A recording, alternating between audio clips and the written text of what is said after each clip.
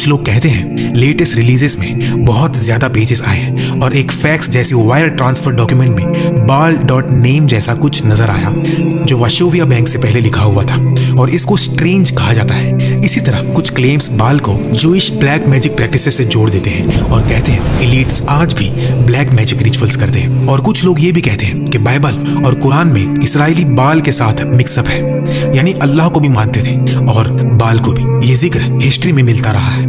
वक्त का पहिया मॉडर्न एरा तक आता है और 2026 में एप्स्टीन फाइल्स का बड़ा बैच पब्लिक डोमेन में आता है। कुछ रिपोर्ट्स में ये जिक्र होता है कि 2017 के ईमेल रिकॉर्ड्स में काबा के किस्वा के 3 फ्रेम्ड पीसेस के शिपमेंट का मेंशन मिलता है, यानी वो काला गिलाफ जो काबा पर होता है। कुछ आउटलेट्स इसे sacred cloth pieces shipped to Epstein के एंगल से रिपोर्ट करते हैं और कुछ में UAE लिंक्ड इंटरमीडियरीज का भी जिक्र आता है।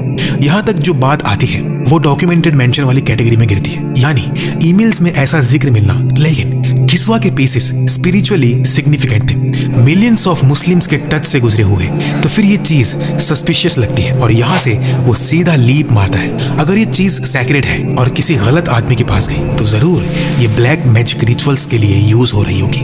बस यहीं पे वो लाइन क्रॉस होती है जहाँ एविडेंस खत्म होता है और एजम्पशंस शुरू होती है। सैक्रेड चीज का किसी ना अहले या गलत इंसान के पास चला जाना वाकई बहुत बुरा और घिनौना लग सकता है, लेकिन सिर्फ इससे ये साबित नहीं होता कि जरूर कोई जादू या ब्लैक मैजिक रिचुअल हुआ है। कुछ इस्राएली रिवायतों में ये जादू टोना, ये ऑकल्ट थ्रेड्स का लिंक सुलेमान अलैहिस्सलाम के नाम से भी जोड़ा जाता है। इस्लामिक रिवायतों में नबी सुलेमान अलैहिस्सलाम का मकाम बहुत क्लियर है। अल्लाह ने उनको अपनी इजाजत से खास इख्तियार दिया जिन, हवा और कुछ असबाब पर, लेकिन ये सब अल्लाह के हुक्म और जस्टिस के साथ था, जादू के साथ नहीं। और कुरान सीधा बात करता है कि सुलेमान अलैहिस्सलाम पर सिहर का इल्जाम गलत है। सिहर का ताल्लुक शयातीन की तालीम से जोड़ा गया। सूरह अल बकरा की आयत नंबर 102 का सेंट्रल पॉइंट यही है।